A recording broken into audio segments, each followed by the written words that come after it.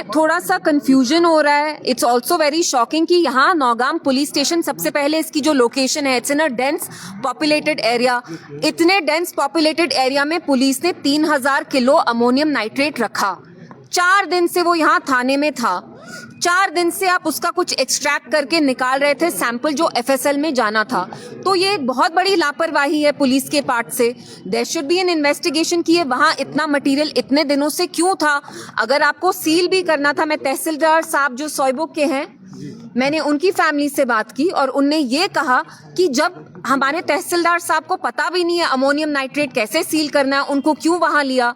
तो there has been a huge lapse of judgment and head should roll. Accountability needs to be followed. Police के ये कौन से लोग थे, कौन से ऑफिसर्स थे जिनने ये सीलिंग कराई over a period of 3 days. This was extremely dangerous. It was an accident waiting to happen. और उसके बाद भी आप देखिए जो यहाँ पकड़ धकड़ का माहौल स्टार्ट हो गया. जो फ्रूट वेंडर थे, ड्राई फ्रूट सेलर थे, बिलाल वानी, जिनने अपने आप को आग लगाई, उनका आज निधन हो गया. He has died. तो आप अगर सबको पनिश करेंगे, सबको आप देशद्रोही बनाएंगे कश्मीर में, तो उसका फिर क्या रिजल्ट होगा.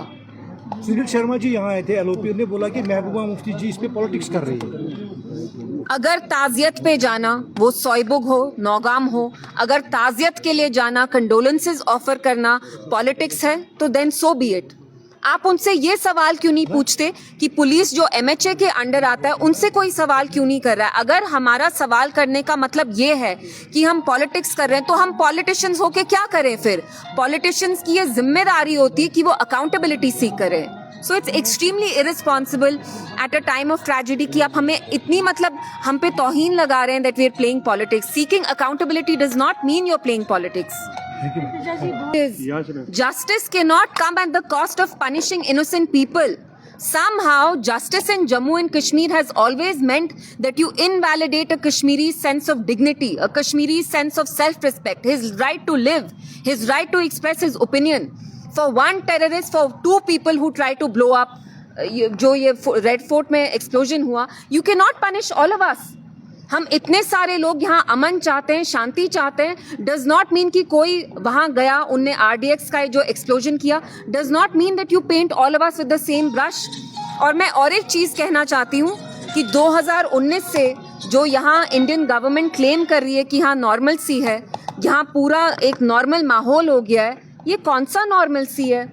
It is a matter of great concern कि इसमें डॉक्टर्स वर इन्वॉल्व. जैसे अब पुलिस अपना वर्जन कह रही है कि white collar doctors were involved in this whole network, जो इनको मॉड्यूल मिला. आप मुझे बताइए, एक डॉक्टर ऐसा कारनामा क्यों करेगा. दैट मीन्स कि कहीं ना कहीं यहाँ something is very very wrong.